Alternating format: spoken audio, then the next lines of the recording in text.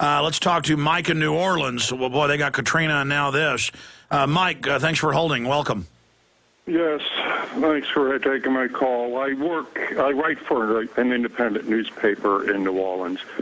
I have two deep sources that have their feet on the ground. I will tell you what I have confirmed.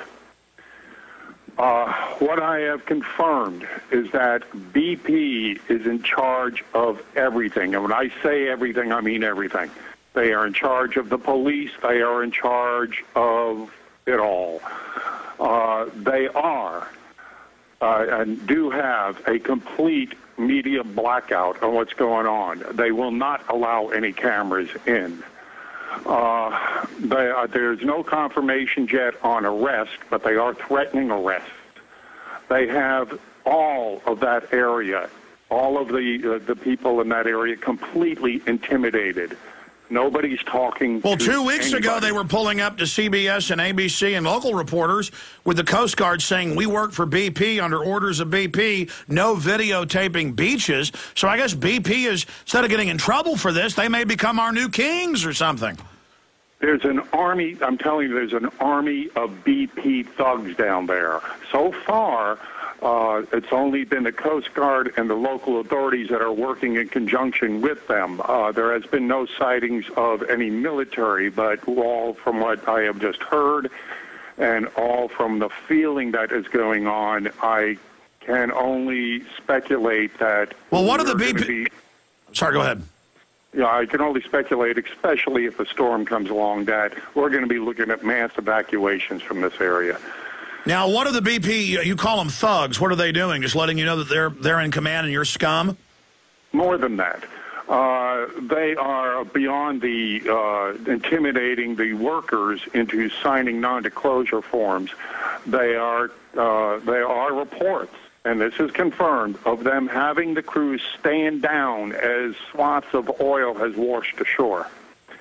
This is confirmed. So wait, they have the crews stand down and they let the oil come in? Correct. And do people ask why? They're intimidated. They're scared to death. But I mean, what's the feeling? Is this so Barry Soetoro, Barack Hussein Obama, President Hussein can get his environmental takeover? I mean, why let the oil come in? Why a month ago not let the locals put the booms in front of the estuaries? Why'd they let that come in? Indeed. Again, confirmation that the BP people abandoned 44 boats that were ready to go out there and take and corral the first oil that was coming into the marshes. They just abandoned them as the oil. Well, I want to continue with you, Mike. If you want to plug your independent newspaper, we'd like to have you down there as a reporter so we can talk to you. And I'm going to do more shows just on this now. I mean, I'm beginning to realize this is just getting worse and worse by the minute. But Lindsay, again, everything he's saying dovetails with what you've been saying. Every caller that you've had call in today, from the technician to you name it, has basically confirmed everything that Mr. X of my book, Energy Non-Crisis, told me. I am so glad this be the case because I didn't have the slightest idea. This is the first time I've given this, Alex. Do you realize how bold you are, Alex Jones, to allow this program to go on today? I really wonder, I heard you on George Norrie on Monday night, by the way. You did a great job. He asked you the story about the oil spill down there. I noticed at the time, I wonder, is he really going to allow me to be on today and tell this story? You are a bold talk show host to even allow this to be told. Well, when are you going to get on Norrie? I hope he's not the guy you were waiting, waiting to get on me before you go on him, because I appreciate you doing that, Lindsay. No, I haven't even called George Norrie at all. I called your producer the other day, and I well, said, thank you. We need to get you on. We need to get you exclusive, and I did. But yeah, if you want to put in a word for me with George, that'll be fine. No, we need to get you on more shows right away because this is important. Now, call George and tell him I can answer those questions for him. Well, absolutely. I'll let them know that. I don't have really any control over who or what they put on, but I can certainly recommend it. Just expanding on that, though, you're saying it was an accident, but they're going to let it continue to flow as a pretext to take over. Is that what you said earlier? Well, they can't stop it. They have no way in the world of doing anything about this except a nuke. And so they're not going to let a good crisis go to waste, and they're going to use that then. I just don't want to put words in your mouth, but is that what you said last hour? Okay, I have been told it was intimated. You know how they have a way of saying, yeah. Now, Chaplain, you know this to be true.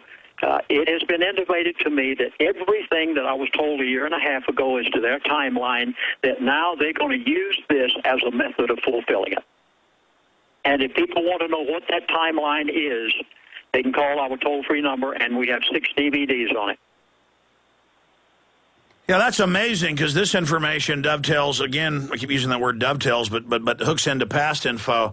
Mike, anything else from New Orleans?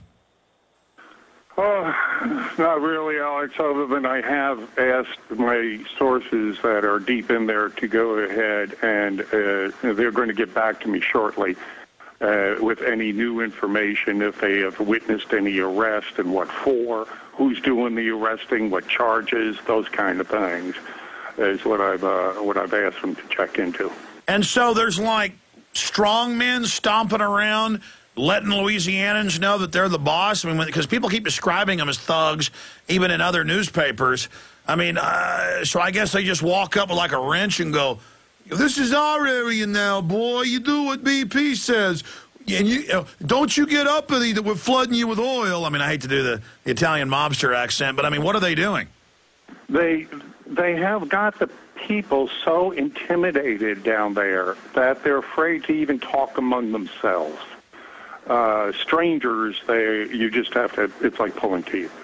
So whatever they're doing is rough. Well, that's like they have a article today in the Wall Street Journal which talks about the vanity of airline passengers, and it says they don't like the body scanners or being strip searched in public. They're scum, basically. Where everything's backwards. It's like, you don't like being strip searched, now they strip search you?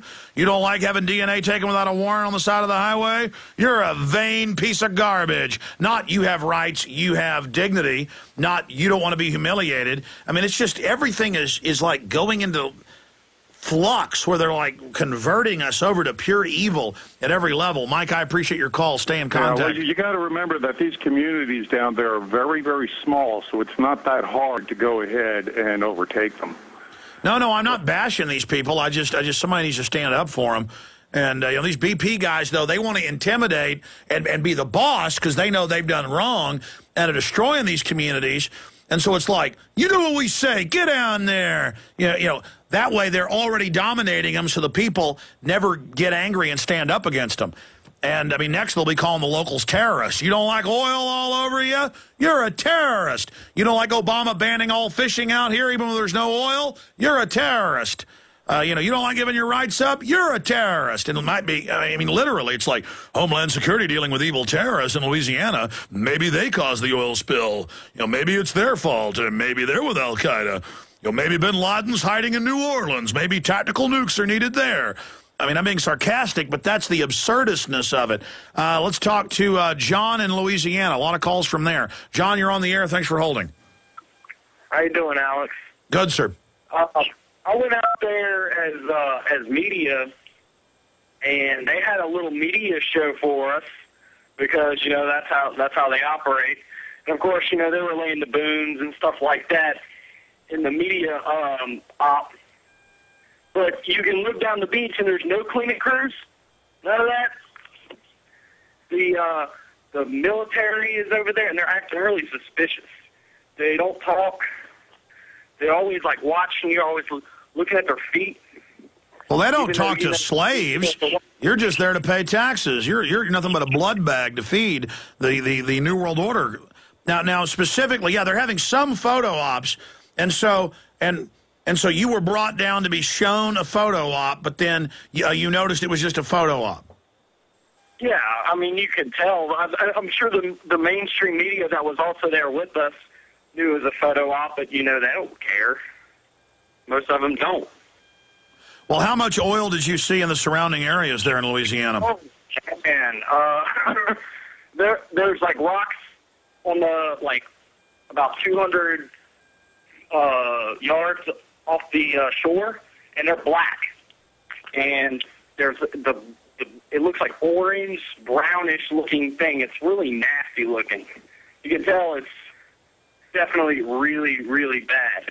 There's oil all along the beaches, and there's no cleanup crews. And when they showed the most cleanup crews is when the media was shooting their cameras. What about these reports that I've seen confirmed in the news where foreign governments like the Dutch are refused, even though they have ships in the area?